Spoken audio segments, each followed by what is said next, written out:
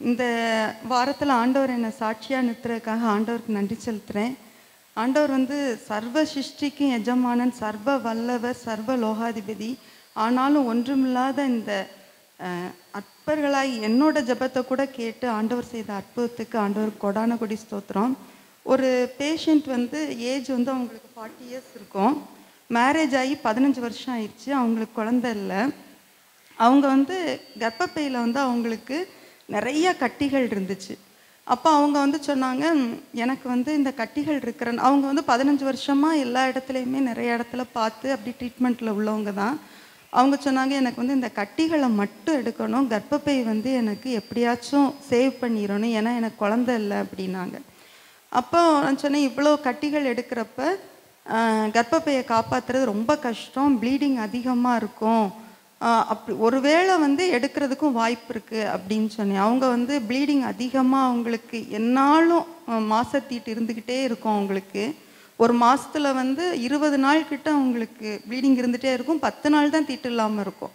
அதனால் அவங்க ரொம்ப சிரமமாக இருக்குது, எனக்கு இந்த கட்டிகளை மட்டும் எடுங்க அப்படின்னாங்க. அப்போ நாங்கள் வந்து இந்த டியூஸ்டே 1ஆம் தேதி, ஜூலை 1ஆம் தேதி டியூஸ்டே வந்து இதுக்குள்ளே ஸ்பெஷலிஸ்ட்டை வர வச்சு சர்ஜரி பண்ணோம்.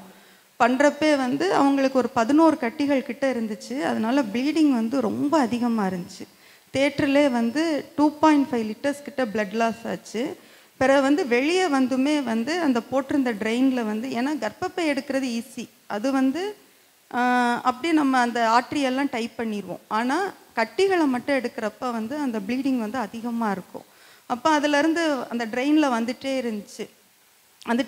நாங்களும் நிறையா பிளட் ட்ரான்ஸ்ஃபியூஷன்லாம் பண்ணோம். 11 பிளட்டு கிட்ட போட்டோம் பேஷண்ட்டுக்கு. பேஷண்ட் டியூஸ்டே சர்ஜரி பண்ணது, வெட்னஸ்டே, தேர்ஸ்டே ஈவினிங் வந்து ஓரளவு பிளட்டெல்லாம் போட்டு செட்டில் ஆனாங்க. ஃப்ரைடே மார்னிங் வந்து அவங்களுக்கு வந்து இந்த பிளட் ட்ரான்ஸ்ஃபியூஷன் ரியாக்ஷன் மாதிரி அதிகமாக மூச்சு திணறல், யூரின் போகாமல் ரொம்ப வந்து கஷ்டப்பட ஆரம்பிச்சிட்டாங்க. அப்போ எங்கள் சார் வந்து எக்கோலாம் பார்த்துட்டு, ஹார்ட்லாம் நல்லா இருக்குது, இது வந்து இந்த ரியாக்ஷன் வந்து பிளட் ட்ரான்ஸ்ஃபியூஷனால் உள்ளது, இது ஒரு 24 hours செட்டில் ஆயிரும் அப்படின்னு சொன்னாங்க. ஃப்ரைடே ஈவினிங் 6 o'clock கிட்ட சொல்கிறாங்க. அப்போ எனக்கு வந்து இதோட 3 நாள் ஆச்சு, நான் அந்த கேஸோடே தான் இருக்கிறேன். எனக்கு ரொம்ப ஸ்ட்ரெஸ்ஃபுல்லாக இருந்துச்சு. அப்போ நான் ஆண்டவர்கிட்ட ப்ரேயர் பண்ணேன், ஏசப்பா, பாஸ்டரம்மா அடிக்கடி சொல்லுவாங்க, ஏதாச்சும் ஒரு ஒப்பீனியன் எதையாச்சும் சொல்கிறப்ப சொல்லுவாங்க, இதெல்லாம் சயின்ஸு சிஸ்டர், ஆனால் வந்து ஆண்டவரோட ஹீலிங்கிறது அதுக்கு எல்லாத்துக்கும் மேலே, அந்த மிராக்கிள் வந்து வேறு, சயின்ஸ் வேறு அப்படின்னு சொல்லுவாங்க. எனக்கு அது வந்து அப்போ என் மனசுக்குள்ளே ரொம்ப இதாக இருந்துச்சு. நான் அதை சொல்லி ப்ரேயர் பண்ணேன், ஆண்டவரே, சயின்ஸ் படி இது வந்து இன்னும் 24 hours வந்து செட்டில் ஆகும், ஆனால் ஏற்கனவே 3 days எனக்கு ஒரே ஸ்ட்ரெஸ்ஸாக இருக்குது. நான் இப்போ ப்ரேயர் பண்ணிட்டு அந்த பேஷண்ட்டை போய் பார்ப்பேன். அவங்களுக்கு வந்து அந்த காலையிலேருந்து யூரின் வராமல் சிரமப்பட்டுட்டு இருக்காங்க, மூச்சு திணறல் இருக்குது, யூரின் நிறையா வந்து மூச்சு திணறல் செட்டில் ஆகணும், உம்மால் வந்து எதையும் ஒரு நிமிஷத்தில் செய்ய முடியும் அப்படின்னு சொல்லி, எனக்கு வந்து இந்த 3 நாளாக இதை யோசித்து எனக்கு ரொம்ப ஸ்ட்ரெஸ்ஃபுல்லாக இருக்குது, எனக்கு இதுக்கு மேலே இதை டாலரேட் பண்ண முடியாதுன்னு சொல்லி ஆண்டவர்கிட்ட அதிகமாக ப்ரேயர் பண்ணிட்டு நான் போய் பேஷண்ட்டை பார்க்குறேன்.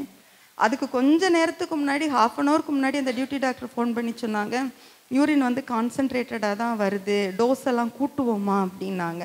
நான் போனவுடனே அவங்க வேகமாக வந்து, மேடம் 200 ml 1 hour வந்துருச்சு, அவ்வளோ யூரின் கொட்டுது, நல்ல பேஷண்ட்டுக்கு ஆக்சிஜன் எல்லாம் குறைச்சிட்டோம், நல்லா செட்டில் ஆயிடுச்சு அப்படின்னாங்க.